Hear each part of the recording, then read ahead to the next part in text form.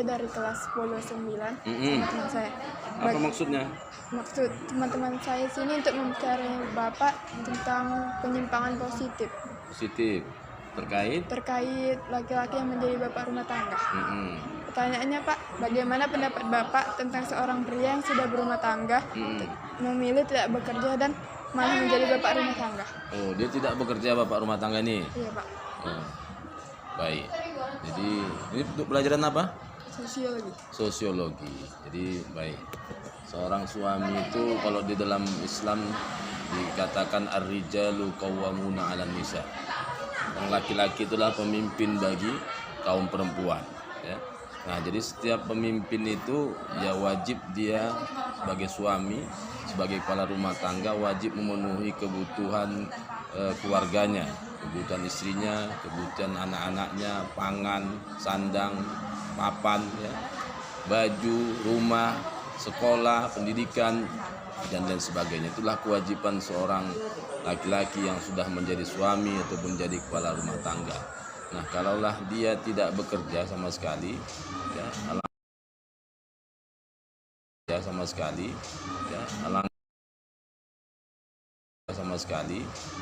alangkah hinanya lah seorang laki-laki apabila dia membiarkan istrinya yang bekerja sendiri, ya, mencari penghidupan sendiri, sementara si suami sebagai kepala rumah tangga malah dia tidak bekerja.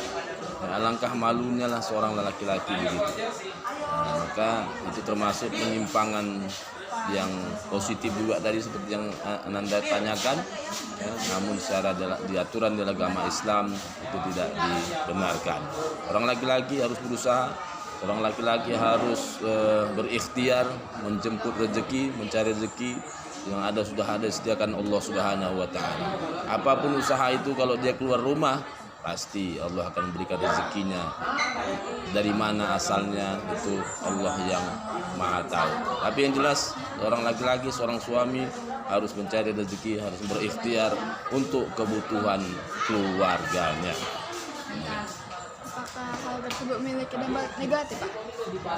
Berdampak negatif lah, keenaan dia suaminya, ya kan? Nah, sementara si istri yang bekerja, ya kan, suaminya di rumah tidur, mengurus rumah tangga. Nah, kalaulah dua-dua bekerja, kemudian suami membantu mengurus rumah tangga, itu memang diajarkan sama Rasulullah, sama Nabi kita Muhammad SAW, itu memang diajarkan, ya. Nabi Muhammad sendiri ketika selopnya ataupun kasutnya terkuyak ataupun robek, Rasulullah sendiri yang menjahitnya. Bajunya rusak, Rasulullah sendiri menjahitnya. Nah, sebagai suami, ketika suaminya bekerja, istri juga bekerja, dia bisa membantu membersihkan rumah, dia bisa membantu pekerjaan istrinya, dia bisa membantu apa yang ada di rumah itu. Nah, yang penting saling bekerja sama. Itu. Pak, kalau apakah di keluarga Bapak atau orang terdekat Bapak pernah menjadi seorang bapak rumah tangga, Pak? Bapak rumah tangga? Iya, itu salah satunya. Iya, dari keluarga kami tidak ada. Ya, dari keluarga kami tidak ada. Kami selalu yang laki-laki pada umumnya harus bekerja. Itu memang ditanamkan sama orang tua, laki-laki itu harus bekerja, laki-laki itu harus berusaha. Bukan perempuan yang mencari rezeki, mencari nafkah, tapi seorang laki-laki. Makanya tanggung jawab laki-laki itu besar. Ya, pertama tanggung jawabnya untuk kepada istrinya, untuk anak-anaknya, kemudian tanggung jawab untuk kedua orang tuanya. Itulah tanggung jawab laki-laki. Kemudian mau Bapak tentang bagaimana tanggapan Bapak tentang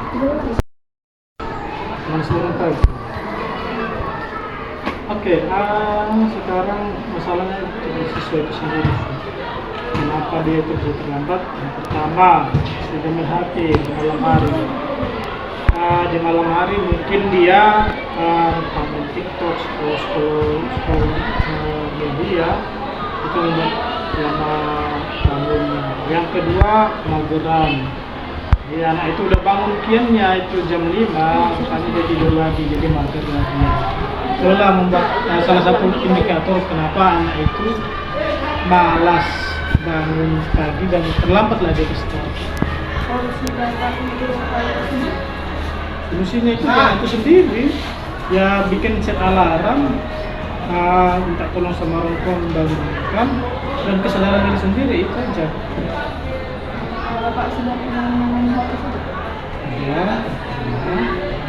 Ya, kasus-kasus yang terlambat, gara-gara dia terlambat bangun pagi, terang ada ke sekolah.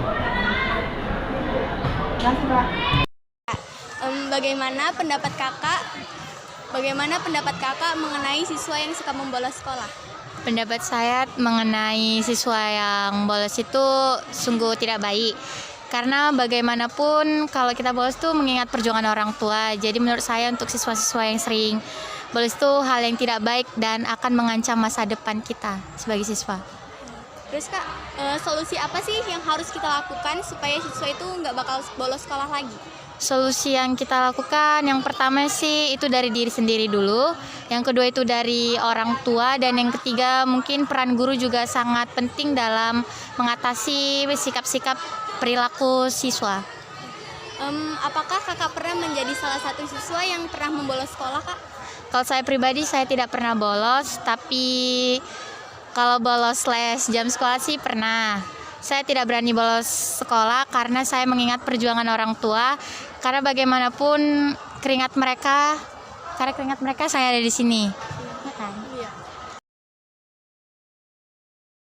Kita tolong diwawancara, Pak. Silakan. Bagaimana pendapat Bapak mengenai siswa yang sudah terkena penyalahgunaan narkotika? Pendapat saya ya, satu, dia kehilangan masa sekolahnya, pendidikannya, cita-citanya. Bisa dibilang hidupnya ya tidak teratur lah, tapi masih bisa direhabilitasi. Rehabilitasi itu tidak bisa dikatakan sembuh, tapi bisa dikatakan ibarat normal, tapi tidak normal sesungguhnya. Apa sih Pak solusi yang harus kita lakukan jika ada siswa yang sudah terkena penyalahgunaan? Solusi saya, kita pertama melakukan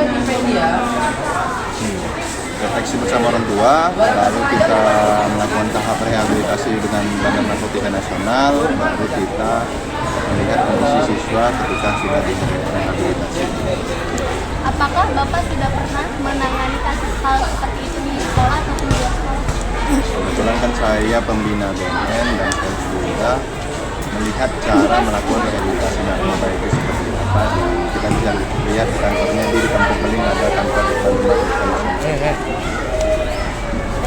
Terima kasih Pak. Kak, izin bertanya. Saya Muhammad Umar Fari dari kelas 10-9 ingin bertanya, bagaimana pendapat kakak tentang siswa yang membuli? Siswa yang membuli adalah perilaku yang sangat tidak baik karena bisa memberikan lingkungan yang tidak aman dan tidak sehat. Maka dari itu hindarilah membuli sesama teman. Apakah yang harus kita lakukan agar tidak terjadi pembulian? Kita harus menciptakan kondisi lingkungan yang aman, damai agar tidak terjadi pembulian, dan kita harus saling menghargai sesama teman agar tidak terjadi kesalahpahaman dalam berpendapat. Maka dari itu hindarilah bully. Apakah kakak pernah menjadi bagian dari siswa yang membuli? Tidak pernah, karena itu adalah perilaku yang tidak baik dan tidak patut dicontoh. Siswa yang suka melakukan balap liar. Kalau dia termasuk anak yang kurang kerjaan, kenapa? Waktunya kalian itu kan adalah untuk belajar. Sedangkan untuk balap liar itu kan sudah menggunakan waktu yang seharusnya digunakan untuk istirahat. Nah, jadi kalau dikatakan itu adalah anak yang kurang menghargai orang tua, terutama orang tuanya ya, tidak menghargai orang tuanya dan juga tidak menghargai waktu yang ada. Apa yang harus kita lakukan supaya siswa tersebut sadar bahwa perbuatan yang dilakukan itu tidak baik? Pendekatan secara pribadi, lihat kita telisik latar belakangnya itu bagaimana. Karena kebanyakan anak yang bertingkah aneh, apakah dia balap liar atau mungkin tawuran, itu biasanya dilihat dari latar belakang keluarga. Umumnya ini adalah anak-anak yang kurang perhatian. Makanya secara pribadi kita panggil, kemudian kita nasihati. Kalau memang karena pengaruh latar belakang, ya kita kasih pandangan apa dampak negatif dari kegiatan dia tersebut. Apakah orang-orang di sekitar ibu ada yang pernah menjadi salah satu dari mereka yang suka melakukan balap liar tersebut? di sekitar saya kayaknya nggak ada. Tapi siswa kita juga ada beberapa tahun yang lalu ya, itu yang termasuk balap liar. Tapi kayaknya sekarang udah berubah. Juga sama latar belakangnya itu karena kurang perhatian dari orang tua.